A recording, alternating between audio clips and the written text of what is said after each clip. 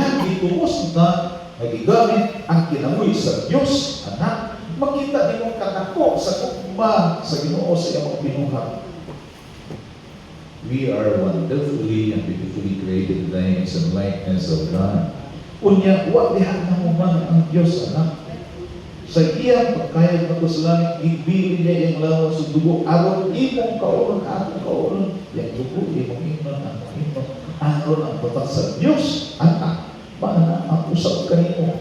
Who are you then? Who are we then? Iawan mo, anak, aday mo ang Diyos Ama. Anak, aday mo ang Diyos Anak. Sige, sa aday ka. Sometimes we just don't understand what the Lord's plan is for us. Isa ka siya nato sa langit, ipadala ang Diyos Espiritu Santo. Anak kanatong tanan. Diyos Espiritu Santo. Dili na ordinaryo. Diyos ay ipadala sa Ginoo ang kanato. Aron magpuyo diha kaninyo kanato. 1 Corinthians 16 says, know that you are the temple of God, and that the Spirit of God dwells in you. Whoever destroys God's temple, God will destroy him, for God's temple is holy, and you are the temple. Piawan mo, kanina rin nato ang Diyos Amahan, Diyos Anak, Diyos Espiritu Santo. Wala na rin buhata. Gipuy ang ita sa Diyos Amahan, Diyos Anak, Diyos Espiritu Santo. Mauni ang pangandoy sa Ginoo. When he prayed, Jesus was praying to the Father and said, Father, I pray that they may be one. As you, Father, are in me, and I am in you. I pray that they may be one in us, that the world may believe that you have sent me. Siguro kung nila sa Ginoo, matitanawa niya. Maunang Diyos Amahan, kaniya kanato. Diyos Anak, kaniya kanato. Diyos Espiritu Santo, kaniya kanato. Aron matuman ang pangandoy sa Ginoo sa iyang Panginoon. Father, I pray that they may be one. As you, Father, are in me, and I am in you. I pray that they may be one in us, that the world may believe that you have sent me. So it's God's design that we should be united in the union of the Father, the Son, and the Holy Spirit. Pagpapila na sa kapasito. Tingnan yung tapat. So, natulog na ka. So, push lang. Son, Aniya ka na ko. anak na ako. Ang Diyos Amahan. Ang Diyos Anak. Diyos Anak, Ang Diyos Espiritu Santo. Santo. Ayaw itong pasipadi. Ayaw kong pasipadi. Kaya magabahan. Pero ito na, sulti na. Mauna siya, ingon taniya na available in the eyes of God. Similarly, our brothers and sisters is as valuable as you are. Manunod na natin sila sa kitna. Makikot niya ang Diyos Amahan, Diyos Anak, Diyos Espiritu Santo. Natulog. Kunya, buhat na ba dito sa Ginoo para manginabuhi? Ay, pag dito sa tubangan Manginabuhi, para mabuhi, para manginabuhi, niya mamatay niya, wala. God has the mission. Doon na si tuyo na nagibuhat niya, ingon kanya. No, pero may ata din nagkatigo. O bito ni nagkatigo ta. Ano magtigo man ta mag-prayer meeting? Aron na ba magsayo sa ngayon? Pag-ingon, hallelujah, praise the Lord. Niya, wala. I don't think so. And Father Kulihan knows exactly lawang sa pagsagot. O na ngayon siya, magpili ka na sa iyong anak. There's something more to that. Yan, kay balusad sa galhok, ito lang Espiritu. Kasi kung nagkakahan, magyun mo, dagan sa una. Daghan. Dagan mo sa una. Galhok ang Ginoo. For what purpose? Kaya ang muli mo, ang dayon na to sa inyong kaugalingon. Kunya, wala. Ano yung isa? Father ko rin na as He discovers the work of the Lord. Ingat siya, Lord. Daghan na tayo hindi mong mga tao gidumi sa inyong kaugalingon. Kung madanig yan sila, kaya wala sila kayo wala na karaman na kaya nila. Makakita ka sa nila, hindi mo makasinabi sa inyo. Pag-uuli na siya. Pero kaya anong panata, gusto mag-yun nga, di ka makabot sa langit.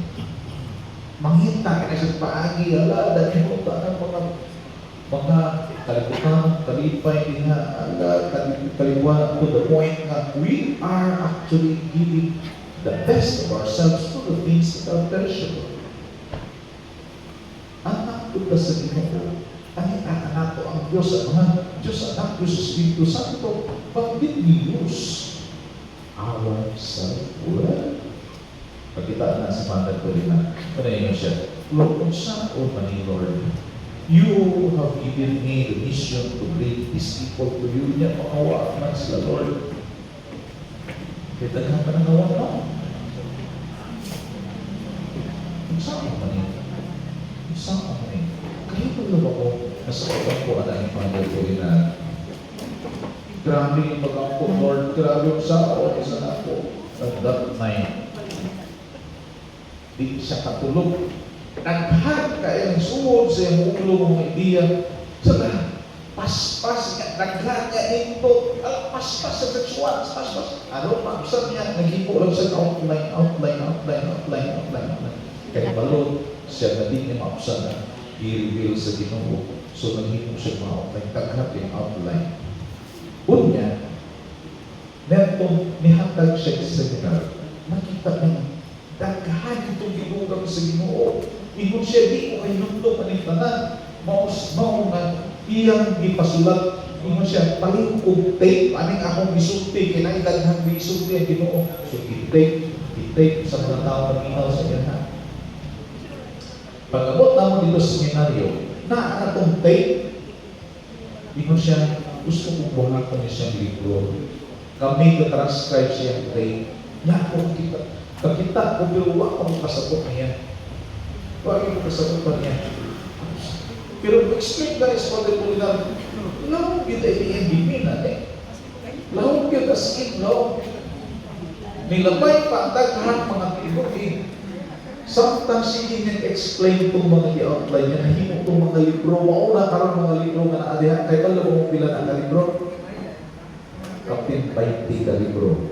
Kunya, ato pala kasi natin kanang LSS 1, Basic Charismatic, kaya baluman na kanang Purpose of Man, LSS 2, Ticket to Heaven, kaya baluman na LSS 3, Trinitarian LSS, kaya baluman na kaya baluman na The Mystical Body of Christ, wala na kanang Orientation to Community Life, kanang Covenant Community Building, kanang pasak dito taghan sa tayo pasak.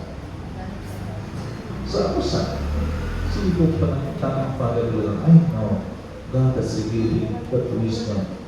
Kaya kung mauning tao, kinahanglan ko yung mas save ni sila. Binungkat ko ng hulagoy sa inyo, di na niya pasaktan, mauna na dunay ko yung i-reveal si ang Father ko yung nalang Ginoo to help us save these people. Yan.